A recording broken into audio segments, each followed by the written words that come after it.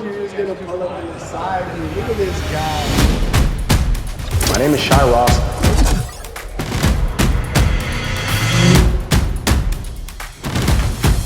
So you're gonna laugh when you see what I pull up in.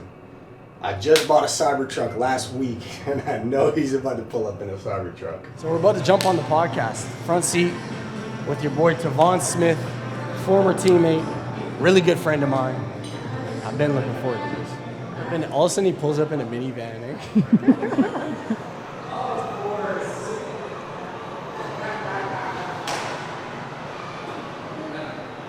I told you he was gonna pull up in the side view. Look at this guy. Jeez. It's clean though. It's clean. Good morning. Oh, yeah, you go. I knew he was gonna pull up in the side. What up, boy? Good to see you, bro. How you doing? I'm good. My guy. What up, brother? Good to see you, bro. Likewise.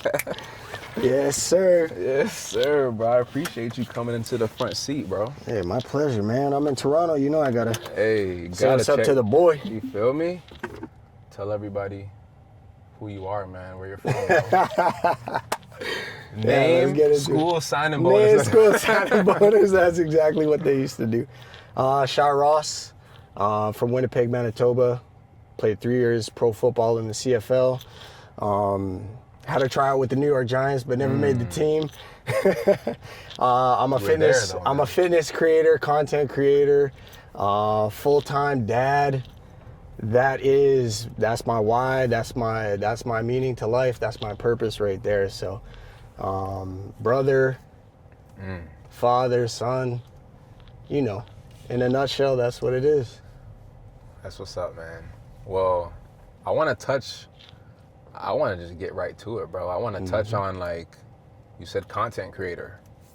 So explain how, that works. What exactly do you do when it comes to the content space? Yeah, so I'll explain that, but first I'll start with, like, I guess kind of how it started. Yes. Pretty much, I used to do gymnastics as a child. All my aunties coached gymnastics, and then I also played pro football. So when I combined those two sports, you get a backflip football catch. And when I figured that out, I was like, yo, this could be pretty dope. Let me record this and see what it's like. Yeah. So that was pretty much the first video I ever shot. The first thing I ever kind of did was a backflip football catch. Boom, posted it on social media. It gets a little bit of love. It gets a little bit of attention. It actually ends up going viral on World Star, like months later. And I'm like, yo, that was kind of cool. Like I could, like, it's kind of addicting when you get like a little bit of notoriety, a little bit of recognition on social media, especially when you're young, kind of figuring it out. And so I was like, man, that was dope. Let me see if I can do that again. Started creating other videos that were kind of similar. Nothing was really popping off too crazy, but then boom, COVID hit. Everyone was inside. Nobody was really doing much. People were talking about how they, missed socializing with people. They've fallen off their routine. They've fallen off their workouts. They started eating bad and all those things. And I'm like, well, if I'm going to be locked in the house, why would I waste this time when I could take advantage and come out on the other side of COVID, just a better version of myself? So I'm like, I'm in my house, I'm in my apartment doing like squats with a bar. At one point it was a broomstick with water jugs on the ends of it. And that's like the ghetto side of it. Yeah. And then eventually, I got a barbell and I actually had some plates and whatnot. Started doing some workouts at the house. And then I started recording them. And so that's kind of where the fitness thing came into play. But fitness has always been kind of a big part of my life, with training. You obviously know that, playing pro football comes with, you got to take care of your body. You got to be in shape. You got to be able to compete at a high level. So the fitness was always kind of there for me because I was playing football. And then once that content started to pick up, I started to really realize, like, man, I'm enjoying shooting these videos. I like working out, but then also at the same time, shooting these fitness videos was holding me accountable to staying on top of my fitness. So I had to stay on top of my fitness, stay in good shape if I wanted to continue shooting those videos. And then it eventually blew up into, you know, started gaining some following. And then I reached out to a supplement company, which is PVL, which is actually the reason why I'm in Toronto today, is because we got the Fit Expo tomorrow and then on Saturday as well. So I'm here with PVL, and believe it or not, they are the first company that ever like signed me and partnered up with me so I could start actually working for them, or working with them rather, and making money on social media. So yeah, long story short, basically what I do is I shoot fitness style content or health and wellness style content and just use my story, my background, the way I grew up, how I kind of turned my life around for the better, to, you know, inspire and influence other people who may be in the same boat as I was when I was younger, to just kind of show them that they can, you know, make more of themselves. So. No, that's dope, man. And we played together in 2019. Yup. And I remember, you know, during that season where we had off, well, let's go back to 2019 actually, when you first started doing some content, and like, let's be honest, like some guys looked at you and were kind of laughing. Yep. They were laughing at 100%. it like, oh, you're gonna do some backflips, or oh, you're doing this. And like going into 2021, when we actually had a season, you were getting like the receivers like guru and energy drinks and all that stuff. Yeah. And so how did that actually like make you feel while, you know, you're trying to do this fitness influencer thing on social media, but, you know, people aren't too fond of it, or they were making fun of you? How did that really like make you, not really making fun of you, but they, you know, they just looked at it, was like, okay, what the hell is he doing? Yeah, this guy's always doing flips. How did that actually make you feel? Honestly, at the time, I didn't really think about it until after, but now that I can reflect on it, I'm some years out of playing football. Now that I can actually reflect on it, a lot of those guys who were saying some of those things that you're mentioning are the same guys that will now reach out to me till this day and be like, yo, you're killing it on social media. Exactly. You're blowing up. Like, I see you, bro. Like, you're really doing something. And so you got to know that at the end of the day, it's like if somebody's feels some type of way about something, like, that's just their personal opinion. Like, that's just a reflection of them. It has nothing to do with me. Could I have maybe been more focused on football? I would agree, yes, and I would argue that plays a role. It's not the whole thing, but plays a role as to why I'm not still playing. But at the end of the day, and you know this as well, there are guys that we played with that football was their everything. And I know you preach this a lot in what you do, is like, set something up at least while you play, you know, set some savings aside so that maybe later when you're done you can invest or whatever it may be. But I didn't consider it as my plan B, but I was just trying to build something while I was playing, so that, because football, it doesn't last long. I mean, average career in the NFL or CFL is some people would be surprised, but it's no more than like 2 or 3 years. Yeah, exactly. Like on average, you know, there's some people that play 10, there's some people that play 1. Yeah. But on average, you're not gonna play that long. And so I knew these things, but I didn't want to be, I wanted to use that influence that I was building while I was playing and leverage the fact that I am a pro athlete. I do play in the CFL and we do have some spotlights on us. Why not capitalize on those eyes, right? And just build a platform in whatever way that I can. We're getting into a more digitalized world. Everything is like brand. You got to build your own self-brand. It's the reason why Elon Musk is bigger than Tesla, or, you know, things like that.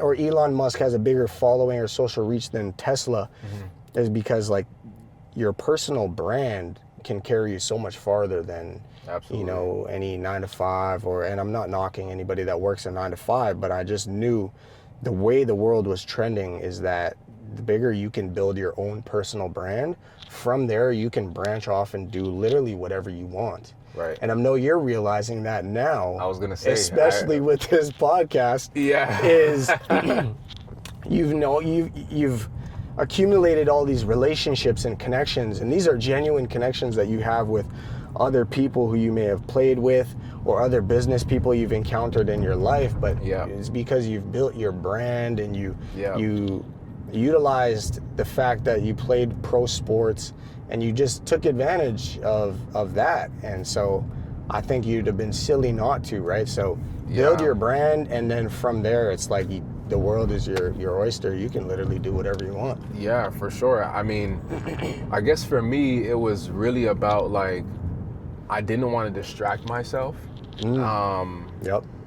But at the same time, like, the thing I thought was like, now looking back at it, it's like, man, that could have just been an add-on. So like, I'm a guy that loves to connect with people, loves to network. I do know a handful of people, but at the same time, now I'm looking at athletes, I'm like, man, it's so important. I took advantage of a lot of opportunities because I played football, but not on social media. A little bit, but not really, right? And well, you sometimes say to me like, damn, I wish I capitalized when you told me to. Exactly, because in hindsight, you're looking at like, man, I could have done so much more, but I feel like it's always God's timing for sure. 100%. But that was, for me, it was just about, I wasn't 100% all in, and like now, I'm like, this is what I can focus on. I can really build my brand and take advantage of it. But now, I encourage athletes to, strike while you're hot is what they say, right? You always, while you're playing, there's opportunity for you to meet so many people, but take pictures, shake hands, and show people what you're doing. Because if you build your brand and you have a following, and there's money to be made on social media, so you 100%. Have to take advantage of all these opportunities that people literally want to be a part of what you're doing. So that's super important. So when it comes to social media, like, for somebody that has 3,000 followers, because what did you have when you first started? I mean, when I first, literally 2,500. 2,500. So from the time you were at 2,500, like, that was like, you have 2,500. Those, you're following your friends and a bunch of other random people. Exactly. That was what I started with. Right. So you started with that much, and now you have probably in a day or two, 3 million. 3 million on Instagram. In how long? Well, since COVID, so that's pretty much 6 years. 6 years, right? So what does somebody have to do? If you can go back, they always say something like, tell me what not to do, but and what to do. So like, what would you do to 2020 Shai to get that 3 million? Now that knowing what you know now. How fast do you think you can do that? I think I'm definitely glad with, the rate in which I grew. I think it was good. It definitely didn't all come right at the start. And so that's one thing I encourage people is, don't get discouraged if you start and it's not booming right off the rip, because it's not gonna be. Mr. Beast is one of the biggest YouTube creators or is the biggest YouTube creator in the world, and he will say, your first 100 views are not going to get any. Your first 100 videos are not going to get any views. But it's the people who continue to go and push past that. He says once you make 100 videos, then you can then start to really pick apart what it is that you're doing and just make sure you level up one little thing each video. So maybe one time you really focus on your caption. The second video, you really focus on, the type of camera angles you want to get. Taking notes. Exactly. In my head right now. Exactly. Exactly. But if I could go back, what I would probably do differently is study a little bit more. Study the creators that are in my space that are doing it better than anybody else is doing it. Find the top 10 creators in your space. Take mental notes of all of the things that they're doing, and then try and make your content better than theirs. Which, right when you're starting out, it's going to be a hard thing to do. You're not going to be able to make your content better than somebody who's been doing it for 6 years, simply because they have access to more camera gear, more editors, people who are doing idea generation for them. But you can still pick little pieces and parts that they do very well in their content and add it to your content. Don't copy what they're doing. Mr. Beast always says this. He says, don't copy paste, but copy with taste. So you can be inspired by somebody else's content. Just don't do exactly what they do. Put your own little spin on it, put your own little twist on it, and then that will make what you're doing authentic to you. But yeah, if I could go back, I would have been studying more. I think at the time I was just creating what was fun to me. I didn't really know how long videos were supposed to be. I didn't know I needed a visual or a text hook within, the first 3 seconds of the video to really pull the audience in. Stuff like that, little things like that. It's really an art, and it's attention to detail. But at the start, don't worry about all that stuff. Create what feels good to you. Really find your way.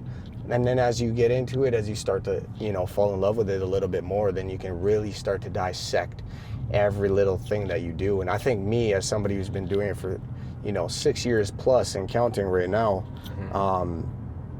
I'm very detail oriented. People say I'm OCD. Even my own cameraman Billy will be like, bro, I don't know how you've seen these things. Like I'm not even catching these things. But when you start doing it at a high level, you got to really get really nitpicky. Otherwise, it's hard to continue to, elevate and grow in what you're doing. So I would say that's the biggest thing I would have changed. Right. And how many times do you have to post for that algorithm? Because they say the algorithm, rewards you. Yep. Right. So how often would you recommend people to really post, to really grow? Cause you said 100, right? But on Instagram, how long? I think the funny thing is about this answer is it has nothing to do with the algorithm. It has everything to do with the person.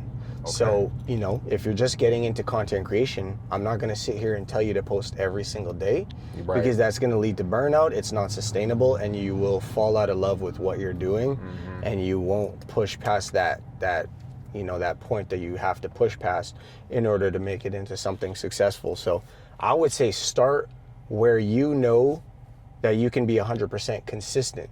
So if you right now are somebody that wants to start content creation, look at your week, look at your schedule, look at what you got, and say, you know what, I know for a fact I can commit to posting 1 time a week.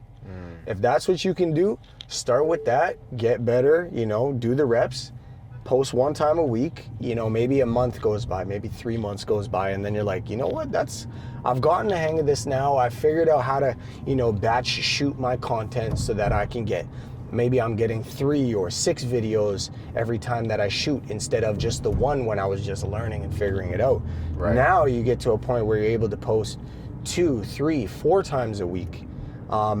Ideally, right now in the world we live in, I would say quality over quantity, but I would say the consistency is going to carry you. So I don't know that, Instagram specifically, it used to be post every single day, and that is going to be the best strategy. Yeah. I don't know that to be 100% true anymore because of the algorithms always changing, things are always changing.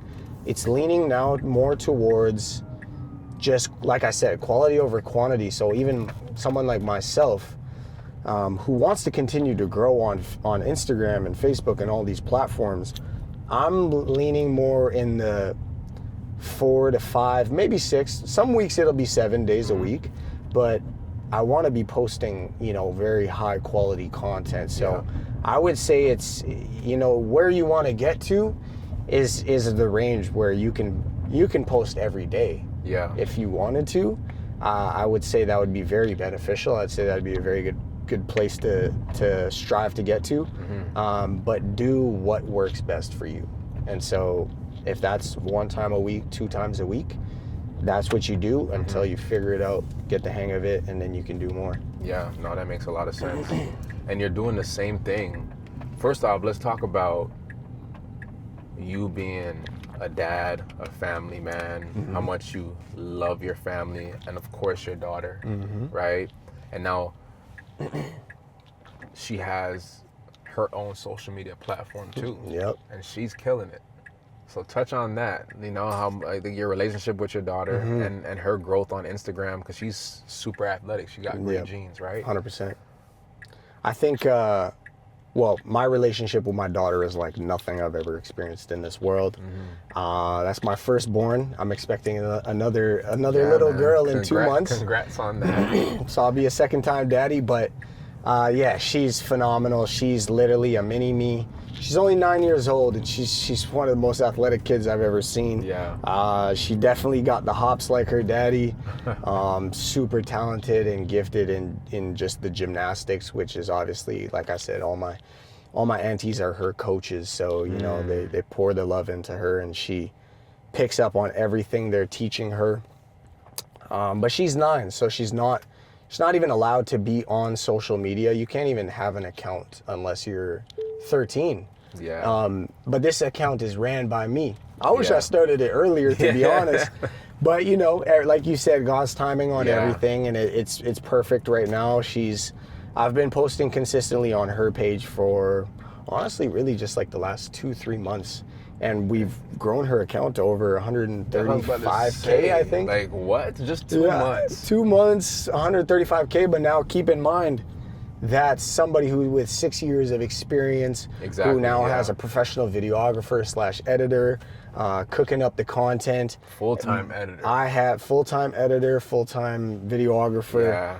She's got me as her dad with, you know, the content ideas, and I'm someone who has an eye for it. I've been doing it for a really long time. I know what has viral potential and this and that, and so she's really she has it the best. Yeah. Like she Yeah. has it so easy. I mean, if I was 9 years old and I had access to a me and a videographer and editor, oh my goodness, I'd be laughing. But Bro. yeah, man, it's really special, and I think it's kind of cool because basically I don't even really have to save money for her college education if that is what she chooses to do in the long run, Yeah. because her social platform is pretty much at the point where it can start generating some income on its own. Yeah. And so she's 9 years old. She has this social presence and is able to generate income. That's going to all go into an account that she will have access to when she turns, 16, 18, whatever it is, whenever she needs that money. If she wants to go to college, if she wants to buy a car when she's older, Yeah. she will have the means to do so. And so Right.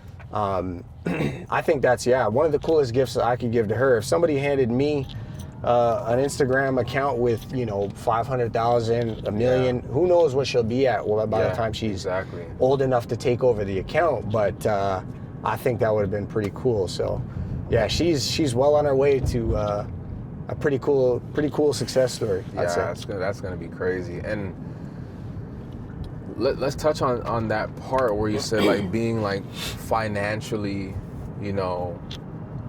stable, and she's starting at a young age.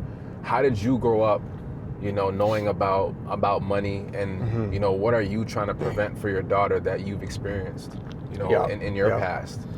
Well, I think no other really better way to put it, but we grew up broke, poor. Mom was working couple jobs on welfare, trying her best to just make ends meet. We lived in subsidized housing, low-income housing, and so we basically came from nothing. And I think the reason that I work so hard and the reason that I'm, trying to build something for Riley as well is because I don't want her to have to go through those types of things that I had to experience. And, while I would never go back and change any of those things because they've shaped me and molded me into who I am today, I grew up with no financial literacy, whatsoever. My mom didn't teach me anything about money. I probably could have paid a little more attention in school, but to be honest, I didn't like school. So no father around to teach me anything about money, how to save, how to budget, how to invest, or anything of that nature. So I really had to figure it out on my own.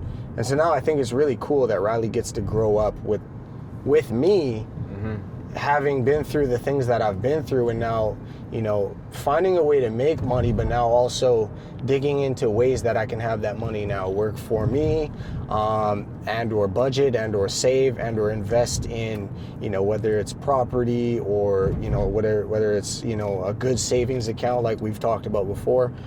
I think that'll just really set her up for success in the long run. So that's pretty much why we're doing it like that. Absolutely. And I can be her advisor.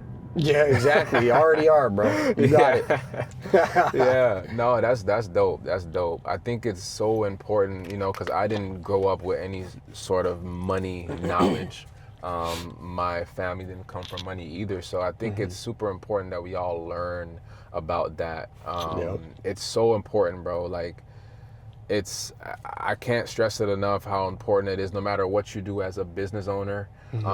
As an employee, if you have a plan long term, you have to track where your money's going and what you're spending. Yeah. Super important. Totally. How was that transition from football? Like now you're, you played a few years in the CFL, and I guess the social media thing kind of not necessarily found you, but yeah, like now you're in it. Do you miss football? Bro, not a day goes by where I don't wish I was still playing. I'd be lying if I said I didn't. Honestly, I love this sport. I love everything that it did for me. I truly feel like football saved my life, honestly. Like the path that I was going down, the things that I was doing with my life was for no good. And so when I really found football, I just found something that I could focus on my energy or whatever kind of aggression that I had inside of my body and just really channel it towards something that was meaningful or at least meaningful to me. Yeah. And I feel like I owe a lot to the game. I really love the game. I respect the game. And I just, like I said, it changed my life. So not a day goes by that I don't miss it. I don't think about it. And I still play touch football, flag football. I'm still in shape. So if any teams are listening, just give my agent a call. Ready. He's still got my number. He'll give me a call. I'll be at practice. Don't worry about it. Yeah. But with that being said, I'm very happy with where I'm at and the things that I put in place while I was playing. And I've really fallen in love with just this content creation and what came after football. As we've talked about before, there's so many guys that we even know personally that didn't have anything, and this is not a knock to them, but didn't really have much outside of football. So then when football was taken away, they almost had like a loss of identity, right? Like, it's like, what even am I with football? Some people have been playing football for almost 20 years. Yeah. And then the game is ripped away from you like that, because when it's over, it's over. Like, when your body is beat up and you reach that certain age, like, there's a younger guy ready to go. And so those you guys know that too well, bro. Yeah, exactly. So those guys that didn't really, have much going outside of that, like, I could see how that would be a really tough transition. But luckily for me, I had built that, like we talked about already, that social presence, that personal brand, that it gave me something to channel my energy into outside of football. So pretty much as soon as football was done, like the off season, I was already creating content the second I went home. And then the next season rolls around, I haven't signed back to a team. I'm like, damn, well, this kind of sucks, but I'm just double down on my content because this is what I have, this is what I know, and this is what's been working for me. So thankful and grateful that I was just able to have a smoother transition than I think a lot of other people do when they end their careers, essentially. So it's been good. And what was your greatest memory of playing football? And what was one of the things you least liked about playing football? I want the best and the worst. You can start with whatever one. I would say my greatest memory with playing football was, there's probably a couple, like, you probably know this, but like I have yet to find something that could recreate the feeling of scoring a touchdown in front of 35,000 people. Yeah. Like, and you've even played in front of bigger crowds. And Yeah. I've seen some of the stuff you've done. Like, you know what it is like It's crazy. to score that touchdown, whether you, especially if you're like impacting the game in a major way. So, wasn't impacting the game in a major way, but the first touchdown I ever scored, Trevor Harris threw me the ball. That was the first touchdown I ever scored as a pro. And that moment was really special. Pointed up to the sky. It was for my grandma. And that was a special moment for me. Aside from that, I would say when I was playing for Edmonton, and you probably remember this, but I scored against Winnipeg. Yeah. And everybody knows I'm born and raised in Winnipeg. And, you know, I would have loved to play for Winnipeg, but it just didn't go that way. Yeah. So to get to score a touchdown against Winnipeg, that was a great feeling because, you know, it's kind of like, y'all should have signed me, you know what I mean? So that was a pretty special moment in my career. And honestly, just, you know, like we used to be roommates when we played. And I think it's, you know, the camaraderie that comes with the game and, you know, the people you meet, the bonds that you make along the journey is one of the best things about the game. And I still have lifelong friendships, relationships with people that I played with. Obviously, you and I are really good friends, and we're locked in for life. So that's one of the best things about the game. I would say a low moment of the game or something that I don't like about the game. Obviously, you know, the injuries that come with it. I've had my fair share of concussions that have, you know, taken me out for however long, and, you know, those types of things sucked. But also, one thing that I would add is just literally the mental aspect of the game. I feel like I really struggled with, especially in my last year, having had some of those injuries, concussions, dislocated shoulders. It kind of like starts to program in your brain, and your body kind of just starts to protect itself. And so whether I knew it or not, like, I was started to play soft a little bit towards the end of my career, especially. And it was showing up on film, and it was showing up with the coaches, and they're like, why are you not stepping into, you know, some of these hits like you used to, or why are you stepping out of bounds right here? You could have grabbed 4 or 5 more yards and stuff like that. And I'm just like, or why are you not hitting the hole like you used to? And it's like, bro, like, I wish I had an answer. Like, I wish I had a sports psychologist at the time or someone to coach me through it. But that was one of the tougher points, you know, in playing. But I would say I learned a lot from that, because now that I can reflect on that, I can see exactly what was going on at that moment in time. And I think it just taught me that you can't just coast through life. You can't just coast through anything. Like, there was some work that I could have done on myself, or, you know, whatever it may have been, that could have positioned me better while I was playing and while I was in that kind of phase of, you know, playing a little bit more soft than I probably should have been. So, you know, all in all, lots of lessons to be learned from that, and I carry that with me still. So the mental game is huge, bro.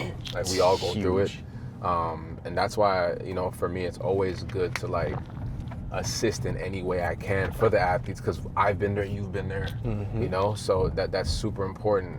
And last thing, like, what would you, to any kid that, you know, wants to go to the league or wants to be on social media, what are 2 things that you would say that kind of go hand in hand as a pro athlete? Because you got to be consistent, right? You have to be locked in. So what would you say to, you know, a young athlete, you know, that aspires to be a football player and or a content creator? I think there's maybe 2 things. The first one is you got to put in the work.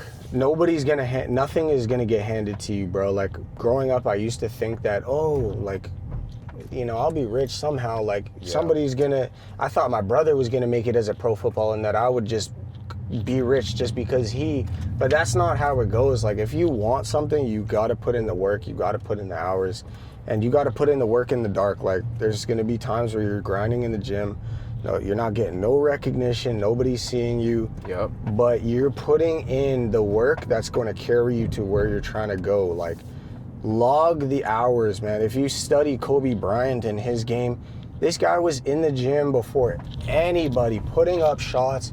This guy was in a dead sweat before practice even started, and people are just walking onto the court, and he had already just done a 2-hour workout. Yeah. Right? Exactly. So you got to put in that work and really grind for whatever it is you want. The second thing that I would say is you can't fake authenticity, bro. So do, like, be you to the fullest extent that you can be you, bro. Like, if you're outgoing, be outgoing. If you're a more laid back type of guy, be that, because people will respect you for that. Yep. If you're trying to be something that you're not, people are going to see through that instantly. And you know what? One of the funniest stories, and I'm not even ashamed of this because this is life. I'm growing. I am who I am. But my first year in the CFL, I'm around all these Americans, all these guys that I'm like, I almost feel like I'm an imposter.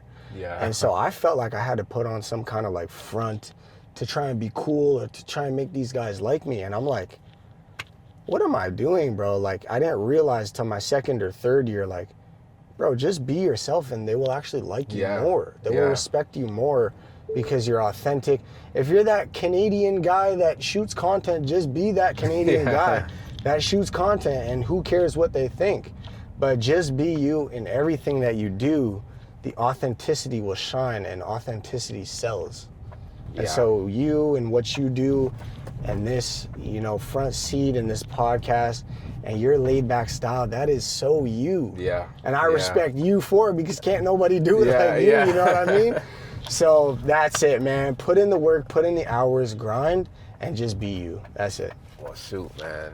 It's always love to have you in the city, but most importantly, bro, like, having you here in the front seat, speaking, you know, to everybody about who you are. And I you came a long way, bro. I'm super proud of you. I appreciate it. You know? So, you know, like I said, thanks again, and I appreciate everything that you do, bro. Yes, sir. Anytime, dog. Yes, sir. God bless. Keep working, keep grinding. Always. I'll see you at the top. Yes, sir.